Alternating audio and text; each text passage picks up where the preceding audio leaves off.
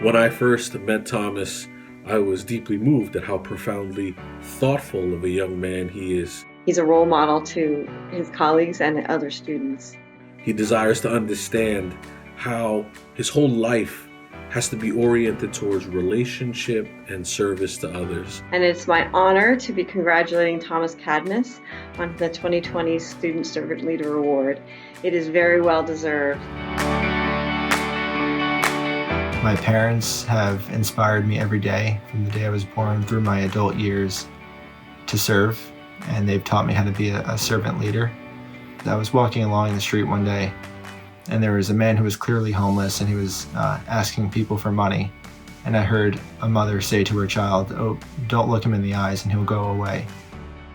And that kind of really irked me.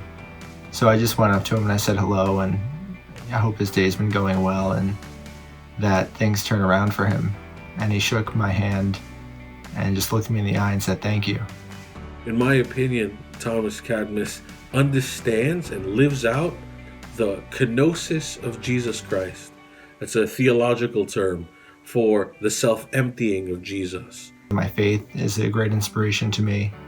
You know, the greatest commandment, love your neighbor as you love yourself, kind of calls us to serve in this intentional manner, actually demands us to serve in this way. Giving oneself entirely and going down, descending into the suffering of other people's lives in order to ease their burden. People at the end of the day just want to be seen. And I feel like a lot of the times the less fortunate may view themselves as burdens or as invisible to the rest of society. And I think one of our jobs is to acknowledge them.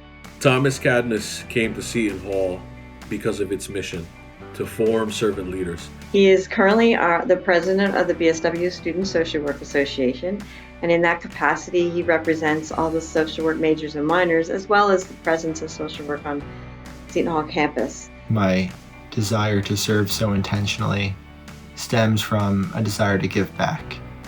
When he interned in one of his first experiences in social work, because of his involvement, he was able to alleviate a very complicated issue for a family. He's an advocate for social justice. He is working with some of the most marginalized and vulnerable children and families in our state. He continues to do that now and will, on graduation, be employed with UCP&P and continue to do that important work. The mission of Seton Hall to form servant leaders is fulfilled in young men like Thomas. I'm very proud of you, Thomas. Your leadership is exemplary, and you've truly earned this. Congratulations again.